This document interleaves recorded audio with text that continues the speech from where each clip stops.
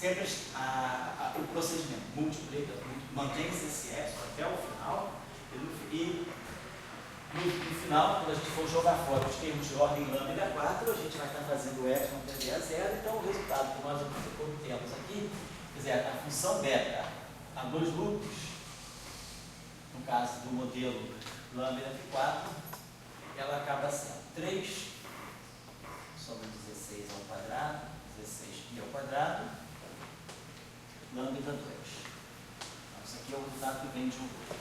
E depois, a parte que vem de dois loops, menos 17 terços, sobre 16 ao quadrado, lambda 3. Então, ela já é uma função beta, a dois loops, ela aparece como um polinômio em lambda 2, lambda 3, certo? Oi? Como? Uma coisa que o x quadrado isso é o segundo loop, né? Esse x quadrado já é isso aqui já é dois loops. E tem um resultado também de dois loops, que é com um epsilon só. Esse resultado. O que é lambda 3 já é dois loops, tá? Então essa aqui é a divergência genuína de dois loops. Essa divergência aqui é eliminada. Quer dizer, o que vocês têm que entender é o seguinte: os termos de ordem lambda 4 que eu estou jogando fora, eles contém potência de 1 sobre epsilon, mas eles vão ser, essa divergência vai ser cancelada quando eu considerar os termos de 3 loops. Então, justamente o fato da teoria ser renormalizável é que garante que, quando eu calculo a função beta a uma certa ordem, aquela ordem, todos os termos que são em 1 sobre epsilon se cancelam. Então, nós temos esse resultado. Então, essa função beta, o comportamento dela, vamos analisar aqui o comportamento, e a gente vai generalizar um pouco isso, para depois fazer o caso das teorias de Gay. Por exemplo, nesse caso aqui, beta de lambda. Então, isso aqui é o beta de lambda contra lambda. Lembrando que lambda é função de μ. Ela é zero na origem. Depois, ela tem lambda 2 igual a zero, né? Quer dizer, lambda igual a zero. Depois ela vai se anular com o valor de lambda aqui. Então, essa função beta, ela faz mais ou menos disso. Ela tem esse comportamento aqui. Ela vem até aqui. Aqui ela se anula de novo. Tá? Então, vamos observar o que está acontecendo aqui. Os pontos onde a função beta se anula, esses pontos locais aqui, são pontos, né? São pontos locais. A função beta se anulando significa que d lambda de μ é zero. Então eu tenho um ponto crítico, né, na dependência de lambda da energia. Pode ser o máximo, pode ser o mínimo, pode ser uma inflexão. Vamos observar o comportamento aqui. Olha só, se eu estiver próximo da origem, beta igual a zero aqui, próximo da origem, quando eu estou próximo da origem, se eu caminho para cá, vamos supor que eu esteja diminuindo o lambda. Eu vou me aproximar da origem, o lambda está diminuindo. Quando o lambda está diminuindo, como eu estou numa região onde a função beta é positiva, eu tenho isso aqui, d lambda de μ. A função beta a menos de μ é isso aqui. Então, nesse percurso aqui, nesse intervalo aqui, o beta é positivo. Então, se eu estou diminuindo o meu lambda, tentando chegar para beta igual a zero, eu estou diminuindo o lambda. Isso significa que, como a derivada é positiva, eu tenho que estar diminuindo a energia também. Então, se lambda diminui, a energia diminui. A energia diminui significa que a distância aumenta. Estou diminuindo a energia. Então, esse ponto aqui, ele é um ponto que a gente chama de infravermelho estável, porque ele é um zero da função beta. E a tendência é o lambda, quando se aproxima da origem, quando ele vem para cá, ele está diminuindo, a energia está diminuindo junto, porque essa derivada é positiva. Então, o sinal da função beta está me dizendo que esse ponto aqui, ele tende a estabilizar, quer dizer, no limite infravermelho, quando as energias se tornam muito pequenas, o lambda tende a diminuir, ou seja, a constante de acoplamento tende a zero. Então, é isso que nós chamamos de um ponto infravermelho fixo no infravermelho. Oi? Sim. Eu estou a origem está Beta aqui. é a função do lambda. Isso, beta é a função do lambda. Esse gráfico aqui é o gráfico de beta. Então, beta é positivo. Beta é positivo. Então, se eu estou diminuindo aqui, se a minha constante de acoplamento está tendendo à origem, ou seja, lambda está diminuindo, d lambda é negativo. Então, dmi também tem que ser negativo, para poder garantir a função beta positiva. Então, se eu estou diminuindo a constante, eu diminuo a energia, eu diminuo a constante de acoplamento. Então, a constante de acoplamento tende a zero no limite de energias se tornam cada vez menores, ou seja, distâncias cada vez maiores. Isso então é o que a gente chama de um ponto infravermelho fixo. A função beta tende a zero, Tende a zero, a com constante energia aumentando, com a energia diminuindo. diminuindo. Porque se isso aqui diminui, isso aqui tem que diminuir para manter isso aqui positivo. Então, se eu estou diminuindo, se eu estou andando para cá, ou seja, eu estou diminuindo lambda, que é esse eixo aqui está me dando lambda. Eu estou diminuindo a constante de acoplamento, diminuindo, me aproximando da origem. Então, eu vou me aproximar da origem no regime de energias cada vez mais baixas, o pico cada vez menor.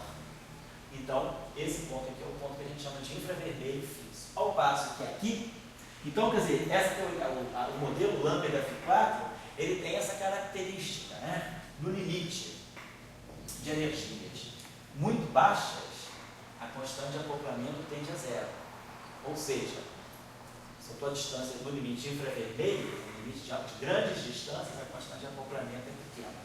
Ao passo que esse ponto aqui, esse valor de lambda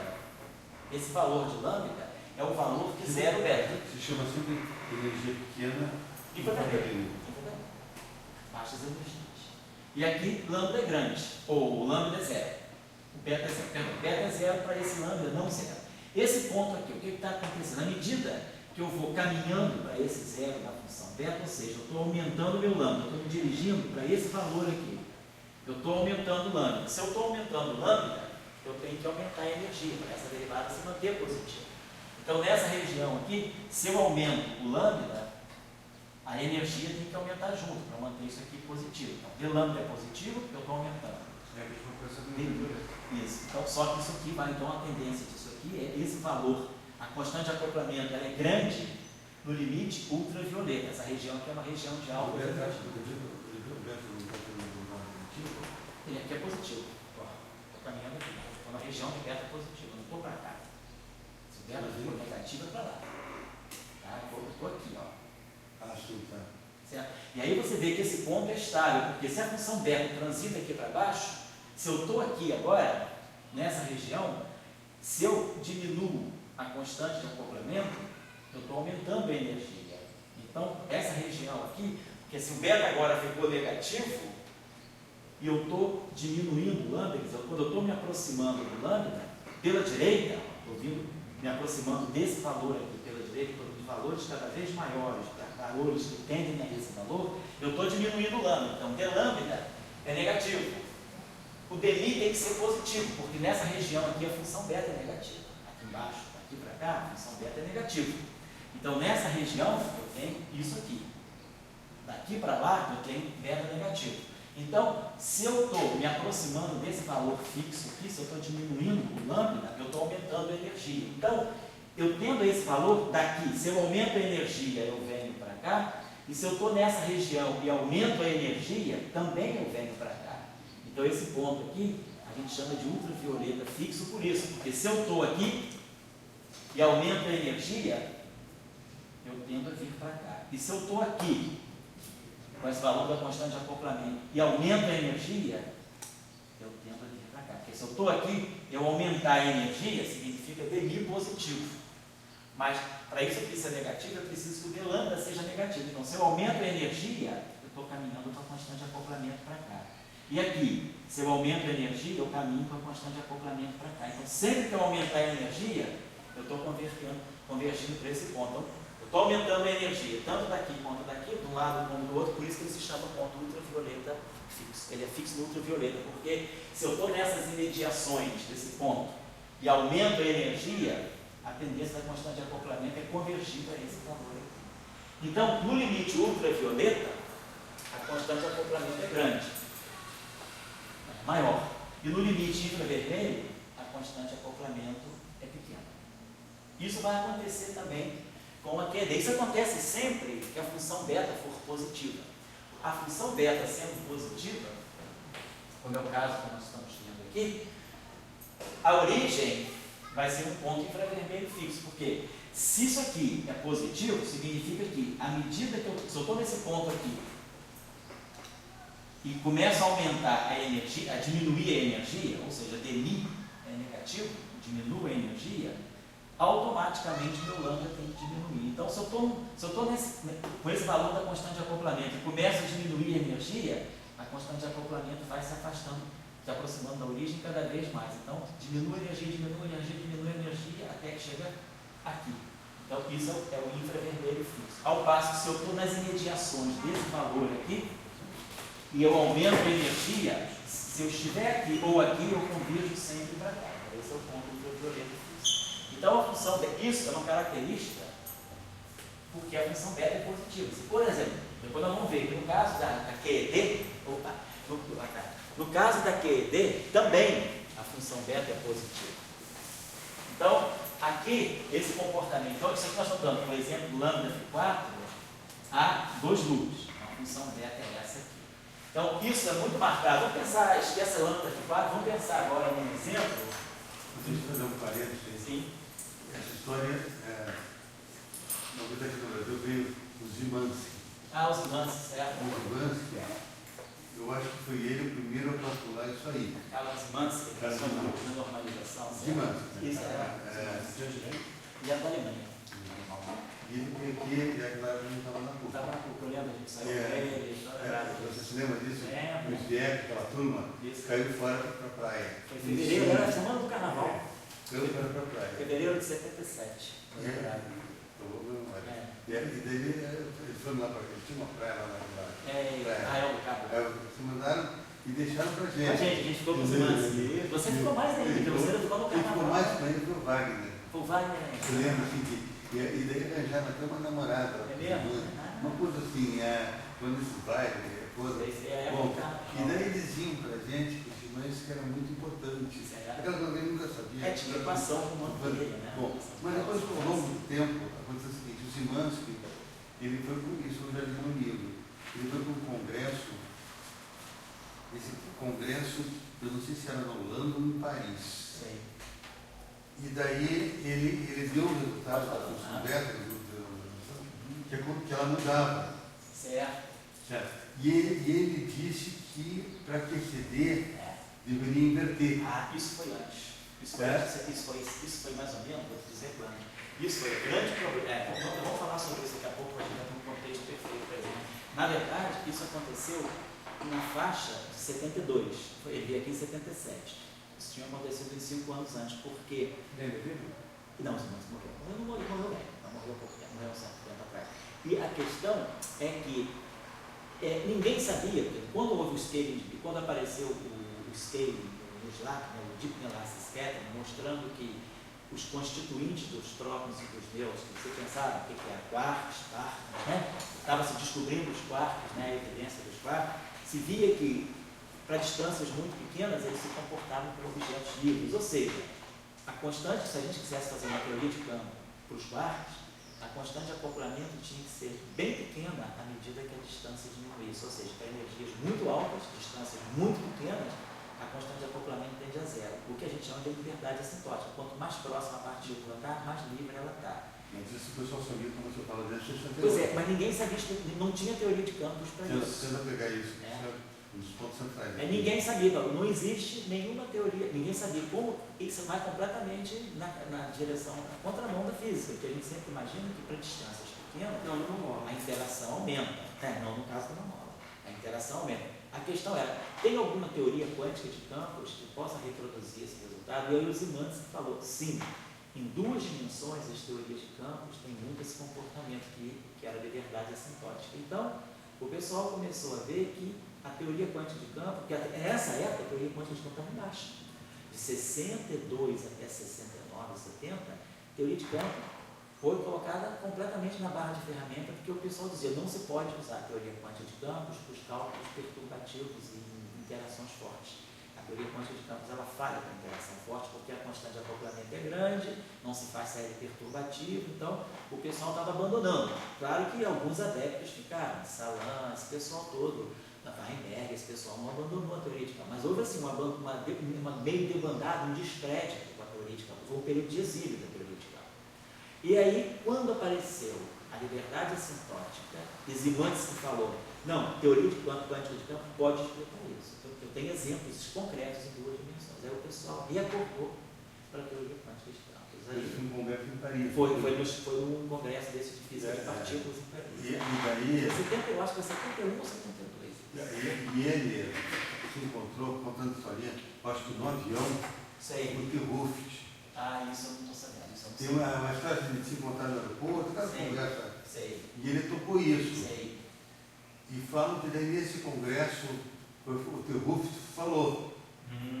Até parece que não foi ele que falou. Sei lá qual é a história meio.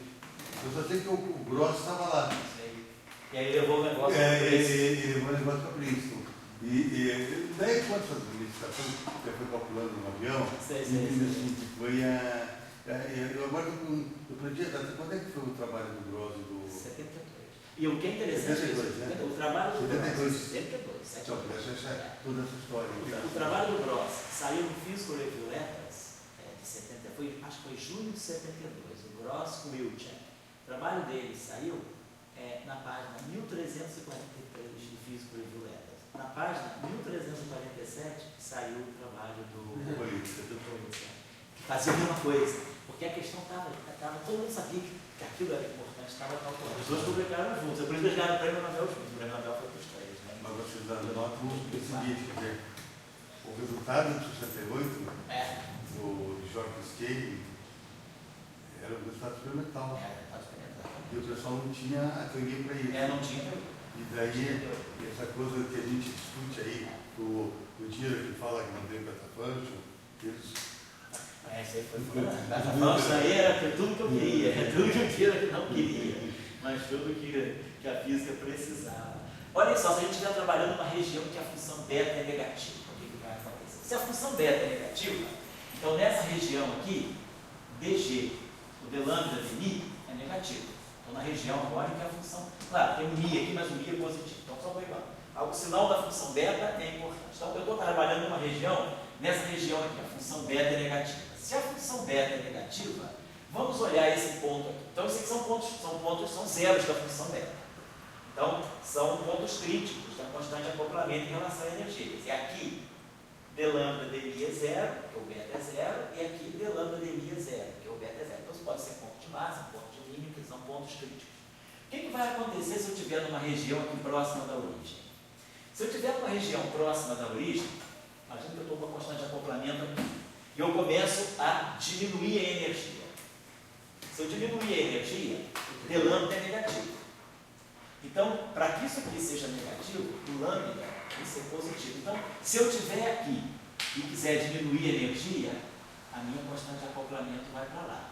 Ou seja, se eu quiser diminuir, ou seja, caminhando na direção do infravermelho. Porém, se eu estiver aqui e eu começar a aumentar a energia cada vez mais, eu estou nesse ponto, no valor da constante de acoplamento aqui, eu começo a aumentar a energia, aumento a energia, dê é positivo. Mas como isso aqui é negativo, o d lambda tem que ser negativo. Então o lambda tem que começar a diminuir. Exatamente. Então, se eu começar a partir daqui a aumentar a energia cada vez mais, a minha constante de acoplamento ela começa a correr para cá. E ela tende aqui.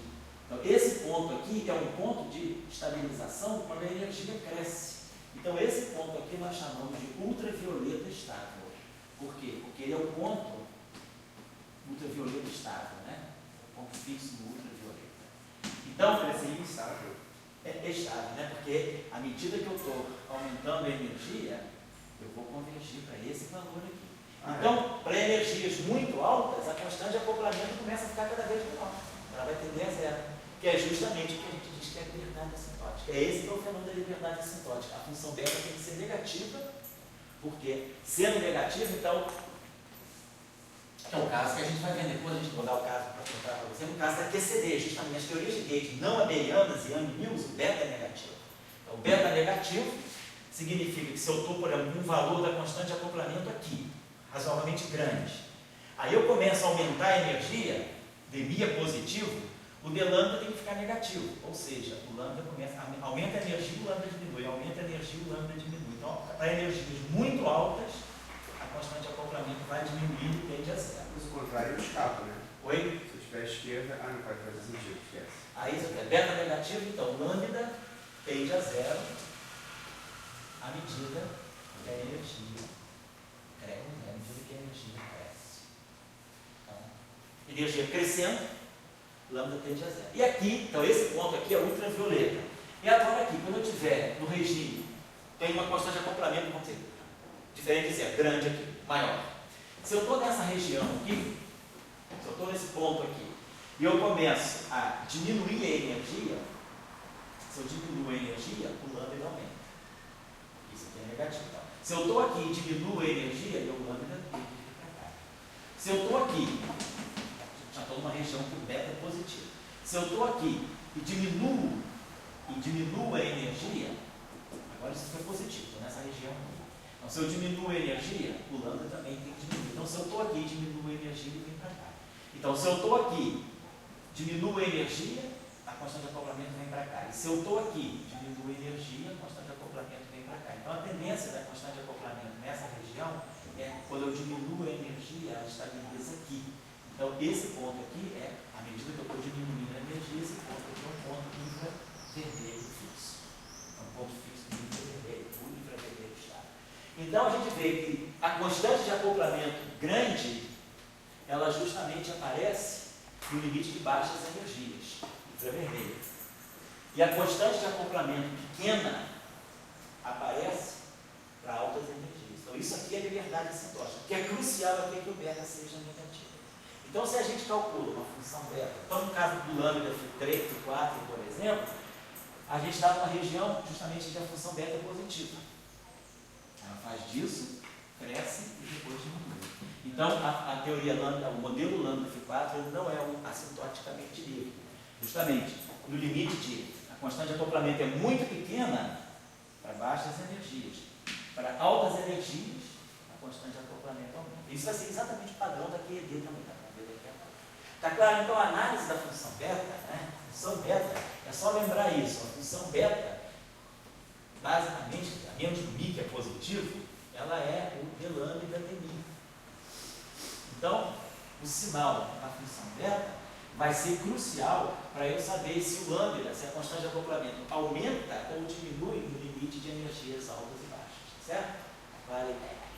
Então, essa coisa eu vou dizer o seguinte, eu vou dizer até onde eu consigo seguir.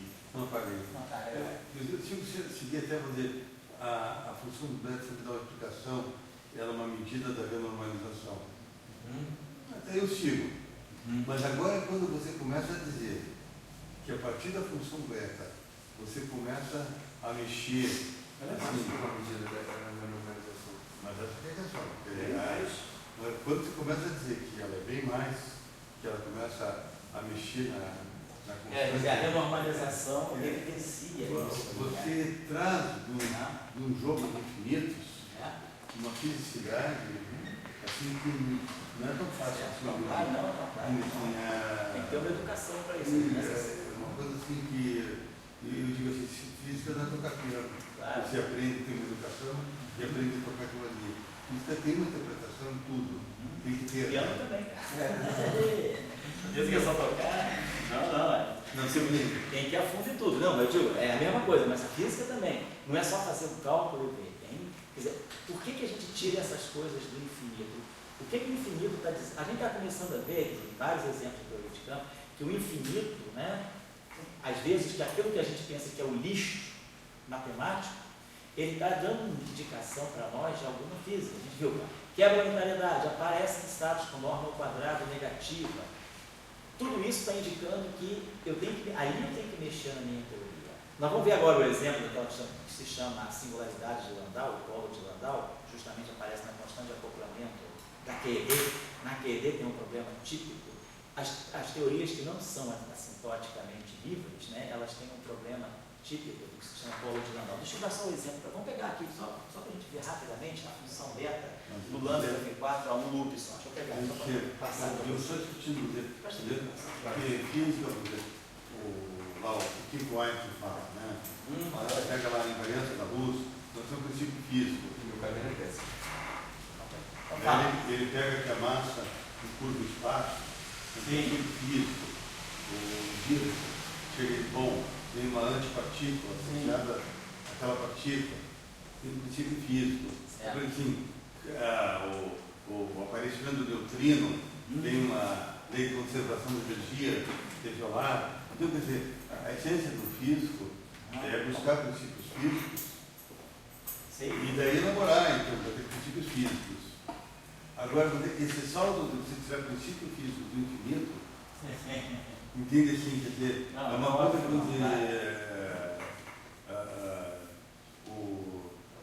me lembro quando eu fui lá para Oxford, o meu maior desejo era entender essa beta function.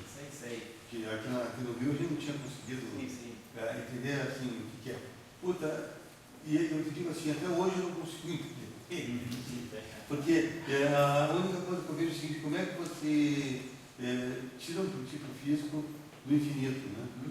Assim que eu só estou falando para vocês estão em câmeras, talvez tenha alguém, eu esteja errado, tem uma coisa, mas não, é que a gente... Se você diga as pessoas embarcam rapidamente em qualquer modelo que fazem hoje em dia, se as pessoas não meditam sobre o princípio físico, o cara chama string total, mas aí você tem que estudar qual é o princípio físico. Agora, se você for embarcar em qualquer coisa, quando ficar nisso, a história da economia financeira, do trabalho, o Marx acreditou no trabalho. O princípio físico dele é o trabalho. Então, se você está trabalhando 12 horas por dia e um cara lá, você está continuando pobre, e um cara está melhor, vamos discutir por isso. Assim, então você encontra o princípio físico. Ele não fica, hoje em dia você vai discutir economia, a pessoa está dando crédito, assim, umas palavras assim, já também são entendíveis, mas dentro daí você começa a discutir com os caras. Então eu acho difícil em física, muitas vezes eu digo, bom, agora estou dando uma string, já não é mais ponto, e agora começamos a ver que tem 10 direções, não sei o que lá. Tudo bem, mas tem que tomar cuidado naquele ponto inicial. Eu acho que esse é o valor do marketing. Esse valor inicial não tiro não, cara. Não vem me embolar com isso aí. Agora, tudo é válido, assim, tudo é elaborado, né? Então, quer dizer, o Higgs, que a gente coloca ele sempre no paredão, ele é muito mais fácil de ser entendido do que a beta function.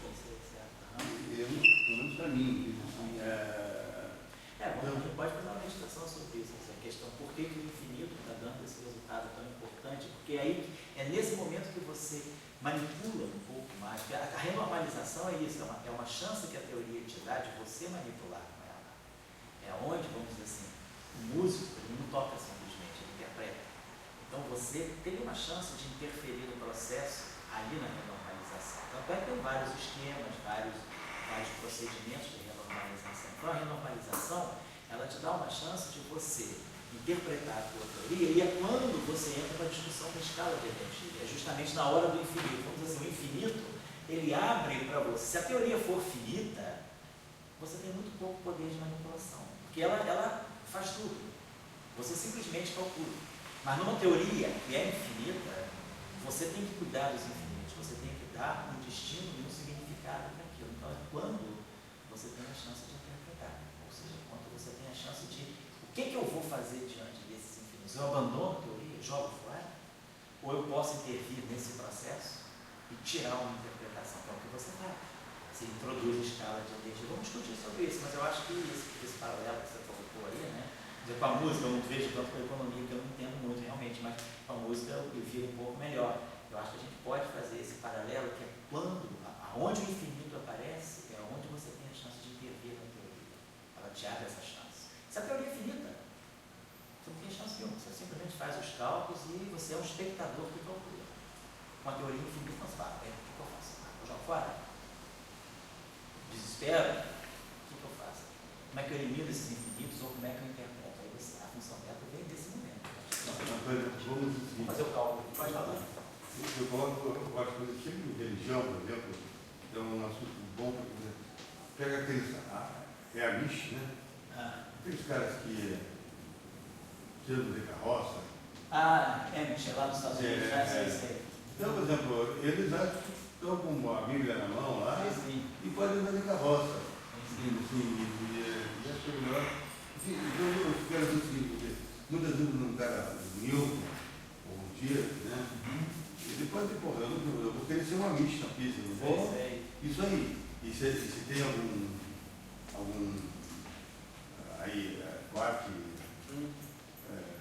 de lasquete, né? Eu vou querer me encontrar através de um potencial fraco, mostrando que esse potencial deve ser resultado. Eu não vou buscar pela beta pancho. Então, a gente sabe que o quark ele tem alta energia, uma interação fraca, isso é indiscutível. Agora, se precisa isso ser analisado pela beta pancho, é uma discussão, né? Sempre. E claro que a beta pancho é feita e deu certo. Não, claro, sim, isso que você está no aquele momento, por que você pensou aquilo? Agora, será que a beta punch é a única maneira de explicar aquilo?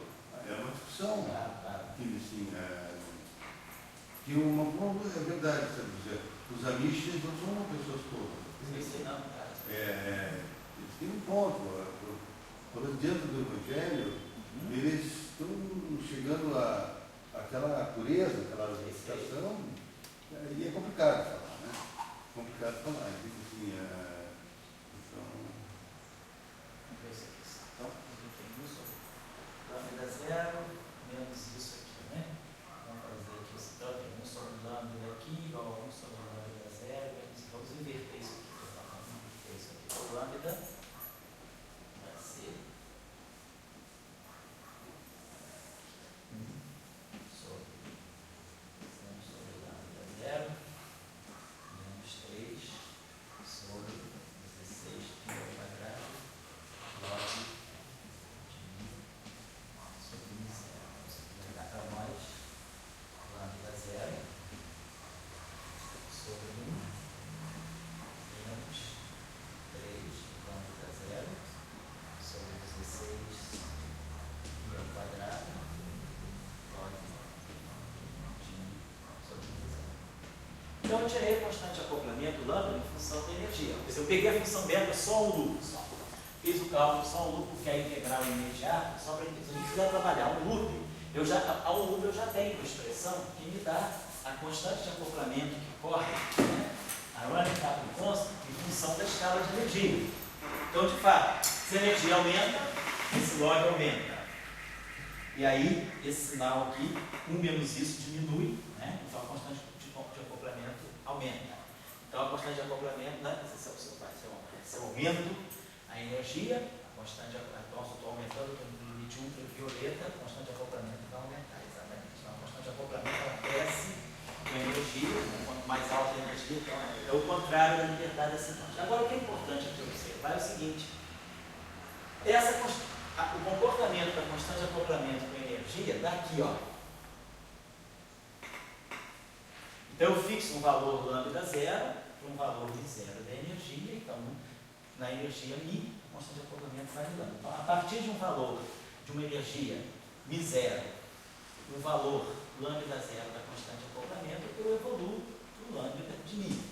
Mas agora a gente observa o seguinte, esse objeto aqui pode ser zero. Ou seja, tem um polo aqui.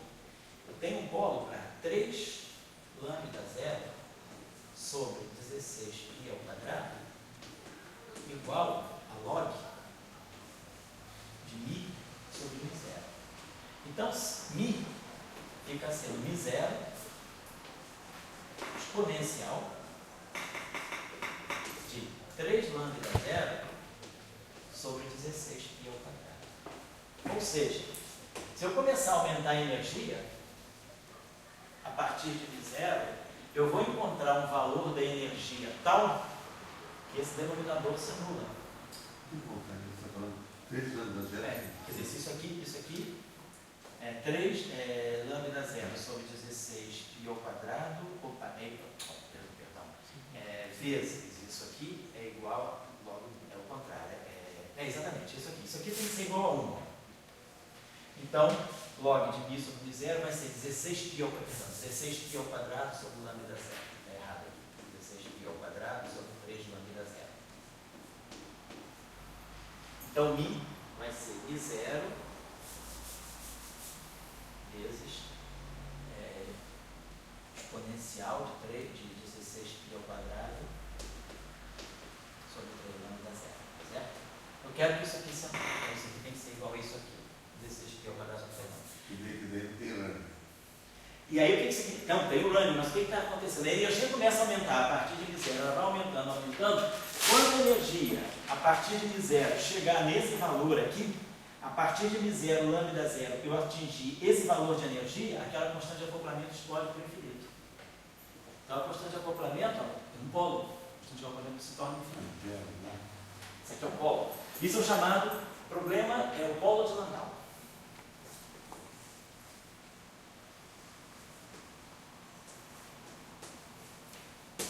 Então, o polo de Landau significa que o que está acontecendo então? Por que essa constante de acoplamento, quer dizer, se eu vou aumentando, a gente sabe que a constante de acoplamento, ela tende a aumentar com a energia, isso porque a função beta é positiva. Nós já tínhamos feito a análise, né? A constante de acoplamento, nós tínhamos visto que com uma função beta positiva, esse ponto aqui é um ponto ultravioleta estável. Quer dizer, a tendência para altas energias é ter uma constante de acoplamento grande. Então, o que está acontecendo aqui? Eu estou aumentando a energia, esse log aqui está aumentando. Então, como isso aqui é 1 menos isso aqui está diminuindo. Então, se o denominador está diminuindo, o lambda está aumentando. Então, de fato, bate com aquele comportamento. A função beta positiva, ela diz que aumentou a energia, aumentou a constante de acoplamento. Só que o problema que eu estou encontrando é esse. Eu começo a aumentar a energia, a constante de acoplamento vai aumentando. De repente, com o valor finito da energia, eu consigo chegar numa energia onde a constante de acoplamento se tornou infinita, ela explodiu.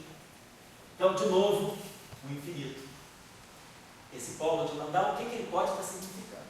Então, tem várias interpretações para isso.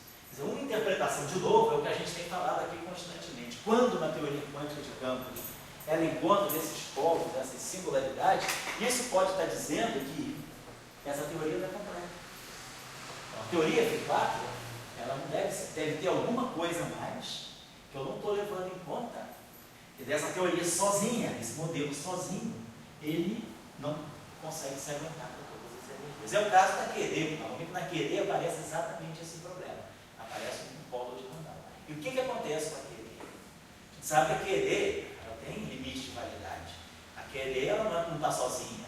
A QED daqui a pouco ela está dentro da eletrofraca. Daqui a pouco ela está dentro da grande unificação. Então a gente sabe que o polo de Landau ele pode estar indicando que eu estou chegando no limiar de uma nova física. Inclusive, como esse polo de Landau, nesse caso que eu estou dando, está aparecendo no modelo Φ4, o modelo Φ4 é o setor de Higgs no modelo padrão. Então, quando Higgs quebra a simetria na teoria eletrofrágica e gera as massas, o acoplamento que gera as massas é esse acoplamento Φ4. Então, eu tenho um problema de polo de Landau na teoria eletrofrágica. E aí se usa, inclusive, essa argumentação do polo de Landau para poder se fixar um cutoff na própria teoria eletrofrágica. Um cutoff na faixa do polo. Oi? Antes do polo, não deixa chegar no polo. Não deixa chegar no polo. Então o polo de Landau ele pode estar indicando uma zona onde a tua teoria ela deve ter um cutoff e ela deve estar transitando para alguma coisa mais complexa. Então o polo de Landau ele é típico de teorias que tenham função beta, de modelos que tenham função beta positiva. Porque, claro, a função beta sendo positiva, garante que se eu aumentar a energia, eu aumento a constante de acoplamento. Eu preciso desse comportamento. E nós vamos ver agora, no caso da QED, que no caso da QED, exatamente o que acontece é o mesmo comportamento do Φ4. A função beta é positiva, e aí eu tenho um problema do polo de Landau. Deixa eu dar para vocês aqui o exercício todo. Quem quiser ir mais a fundo na teoria Φ4, atualmente, eu acho que em 95, pelo menos o último cálculo que eu consegui localizar na literatura, em 95 tem um trabalho que vai na função beta do modelo Φ4 até 5 loops. Então, se alguém quiser pegar algum resultado mais preciso, mas agora se quiser pode, eu não achei nada novo a partir disso. Então, Φ4 a 5 loops, quer dizer, na verdade não é Φ4, a função beta. Mas aí o lambda pode ser negativo? O lambda, isso poderia ser negativo porque é constante de acoplamento. Bom, pensa bem. Não seria bom, perdão, em princípio nada impede, mas se a gente for olhar energia, a análise de energia, se a gente tiver um lambda negativo, a gente perde o bound inferior de energia, a energia começa a ser tão negativa quanto você quer. Então é melhor você ter O lambda negativo não é sinal que é atrativo, a carga é sinal atrativa? Não.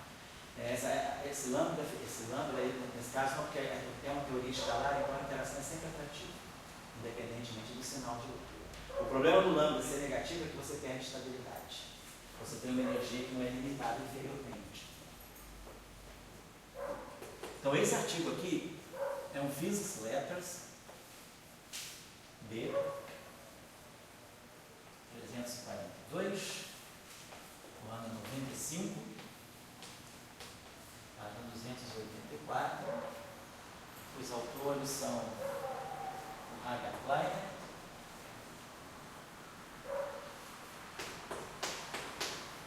que é o autor daqueles livros sobre teoria de Gauge e física da matéria condensada.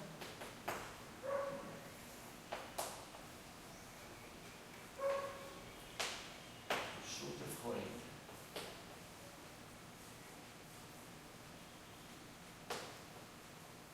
Então, esse paper aqui, ele dá a função beta a 5 loops do modelo Φ4.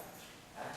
Então, o modelo Φ4, ele tem algumas características em comum com a QED, que é o fato da função beta ser positiva, e aí a gente ter o problema do polo de Landau. Vamos fazer aqui rapidamente a QED, que isso aqui é a QED até mais simples, né? Já vou aproveitar basicamente tudo que a gente fez aqui.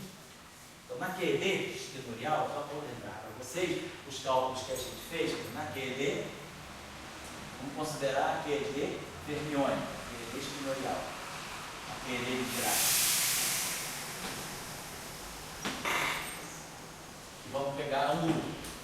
Então, a um loop, nós sabemos, né, nós já tínhamos visto que a renormalização, as renormalizações que a gente tem que fazer basicamente são da carga e da massa do elétron. E a renormalização da carga do elétron é justamente a renormalização da função de onda. Nós tínhamos visto, né, no nosso cálculo que a gente tinha isso aqui. É mi a epsilon sobre 2, a renormalização da função de onda do fóton, que é menos meio, é renormalizada. E aí esse cálculo que a gente tinha feito, isso aqui tinha dado para a gente o seguinte valor. É mais E3 sobre 12 π ao quadrado epsilon. Então, de novo, a gente vai fazer. Então, eu tenho é B, é mi, a epsilon sobre 2, é mais E3 sobre 12 π ao quadrado epsilon. O que nós vamos fazer? De novo, derivar o lado esquerdo em relação a como está. Mi, D é B, é mi igual a zero. Aí a gente vai ter derivando isso, vezes isso, mais isso, vezes a derivada do E em relação a mi, que vai dar mi, vezes A vai dar a função beta. Então, fazendo o cálculo de sempre, né? Fazendo o cálculo de sempre, o valor da função beta.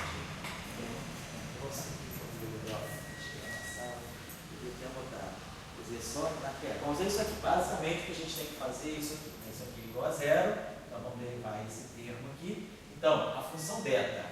Então, todo mundo já entendeu como é que faz o cálculo, né? Deriva isso aqui dá igual a zero. Então, isso aqui vai produzir o fator que é mi, vezes isso, mas aí aqui vai aparecer dE de mi, vai aparecer um dE de mi aqui também, que vai dar a função beta. Aí a gente multiplica pelo inverso, mantém os termos de ordem E3, e aí a gente tira que a função beta da QED, que eu não estou com o valor certo aqui, mas eu acho que é alguma coisa desse tipo. É 3, claro, então é 3 sobre 12, vamos trabalhar isso aqui exatamente, 12 π ao quadrado. isso aqui é a função beta da QED a 1 positivo. Então, se a função beta é positiva, o zero, que é a pequena constante de acoplamento, é um ponto infravermelho. Estou nessa situação, ela anula aqui. Então, ela é zero aqui. Então, à medida que eu estou por aqui, e eu diminuo a constante de acoplamento, a constante de acoplamento tende a zero, eu tenho também que estar diminuindo a energia, ou seja, aumentando a distância. Eu sou, então, na região de grandes distâncias, que é a região infravermelha. Então, o ponto o zero, constante de acoplamento muito pequena, é um ponto infravermelho, fixo. Se eu aumentar, então, se eu aumentar a energia, eu vou aumentar a constante de acoplamento. É exatamente a situação do lambda T4. Eu posso integrar isso aqui. Isso aqui vai dar para nós, quer dizer, quando eu fizer a integração, eu vou ter que, na verdade, pegar dE sobre beta de E. Então, dE sobre beta de E vai dar menos o meio, né? Quer dizer, eu vou estar fazendo isso aqui, integral entre E0 e dE' sobre E' a terceira. E aí aqui vai aparecer um fator 12π ao quadrado. Pode ser que tenha uma correçãozinha aqui, mas é um fator. Não estou me preocupando muito com esse fator. Não sei se é 6 ou se é 12. Eu vou fazer o cálculozinho rápido aqui. E isso aqui está dando para nós 9 de μ sobre μ, como sempre. Então, só que agora eu tenho que integrar isso aqui, né? Então, isso aqui dá menos o meio de E' a menos 2, né? Então, isso aqui entre E0 e E. Vai tirar o comportamento da constante de acoplamento aí. Então, nós vamos ter 12π ao quadrado, vou passar 12π ao quadrado para lá, então nós vamos ter menos o meio de 1 sobre E2, mais o meio de 1 sobre E0 ao quadrado, vai ser igual a 1 sobre 12π ao quadrado,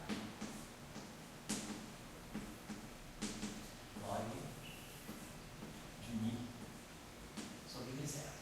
Vou multiplicar logo tudo por 2.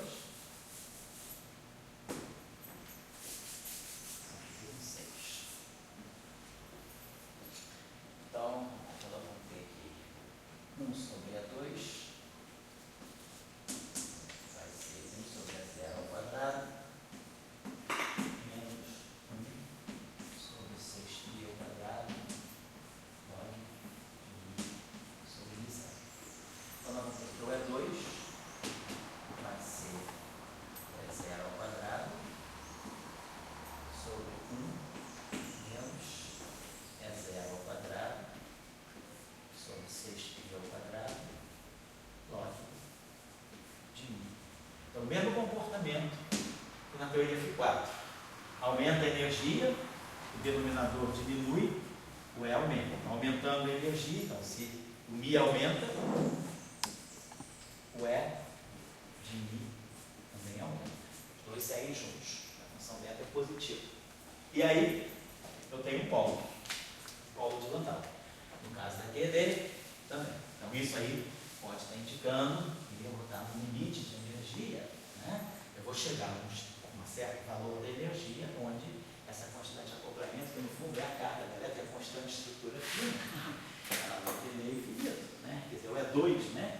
A gente sabe, eu já tinha até falado com vocês, que esse valor da constante de estrutura fina, medida a energia na faixa de um MeV, nós temos 1 sobre 137. E se nós tivermos alfa medido na faixa de 1 GeV, 100 GeV, 10 a 2 GeV, na massa do Z0, na faixa da massa do Z0, nós temos 1 sobre 128. Então a gente podia, isso aqui basicamente é alfa, né? Eu podia imaginar o seguinte: se eu sei que para um MeV,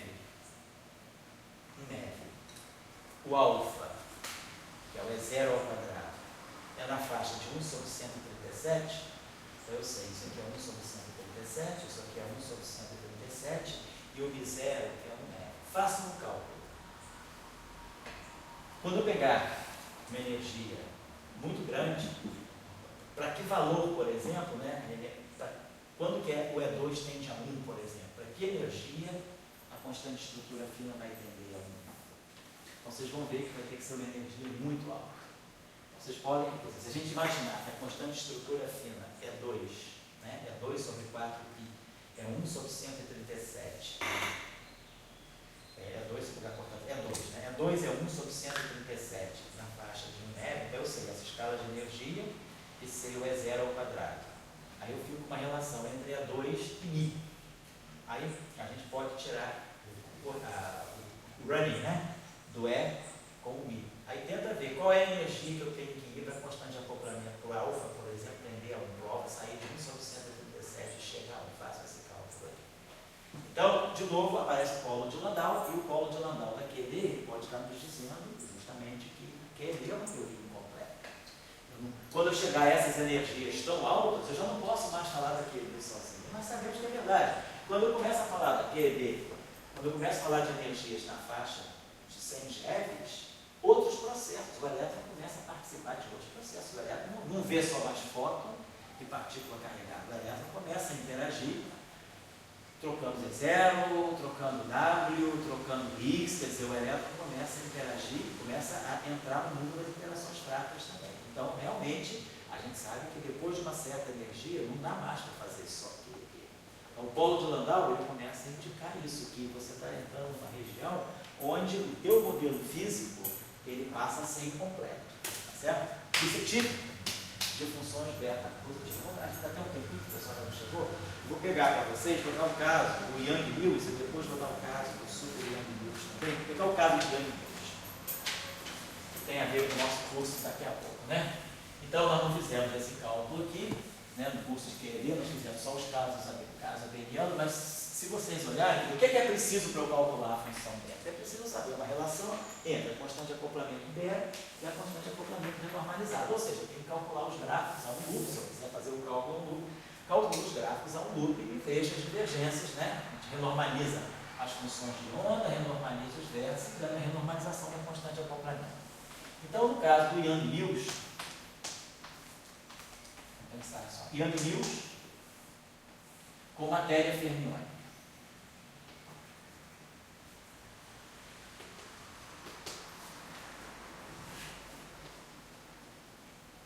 Então, não estou pegando Yang-Mills escalar, não. Estou pegando Yang-Mills com matéria fermiônica. Estou pensando como se tivesse quarks, né? Como se fosse QCD. Yang-Mills com quarks. Posso pegar, por exemplo, um grupo. Eu vou pegar a matéria fermiônica na representação fundamental. Então, vamos dizer que a matéria fundamental esteja numa certa representação fundamental de um certo SN, SU, um certo SUN. Muito bem. Então, a relação é essa aqui. GB, constante de acoplamento de Yang-Mills beta, ela vai ser μ sobre 2, G, menos 11 sobre 16 π ao quadrado, G3. Então, isso aqui é por Yang-Mills. Agora entra o setor de matéria, mais NF, que é o número de flavors, é o número de campos de matéria. Epsilon G3. Então, isso aqui, ó, isso aqui, se não tiver matéria, se eu tiver Yang-Mills puro, eu não tenho nenhum campo de matéria. Isso aqui está contando o número de campos de matéria na representação fundamental. Então, eu não tenho quartos, por exemplo. Então, isso aqui é zero. Então, se eu tiver só Yang-Mills puro, eu tenho só autointeração, isso aqui é responsável pela função beta. No caso de eu ter Yang-Mills mais matéria, a matéria dá uma contribuição positiva. Ó. O Yang-Mills puro dá uma contribuição negativa e a matéria dá uma contribuição positiva. Então, faço o mesmo procedimento. Derivo em relação a μ, derivo em relação a μ, produzo a função beta, inverto. Então, no final de tudo, nós ganhamos a função beta. Deixa eu apagar isso aqui. Então, a função beta perturbativa a um loop. Ela vai ser, então, a função beta, vamos colocar assim, a função beta a um loop Yang Mills.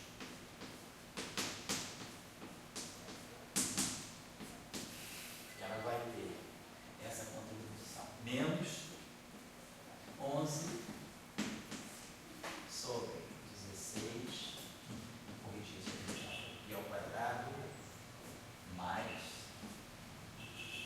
NF, 24, pi ao quadrado, G3. Você pode dar uma quebradinha, que eu vou lá buscar o número certo? Ah, Eu só tá certo. coloquei aqui, eu não coloquei aqui.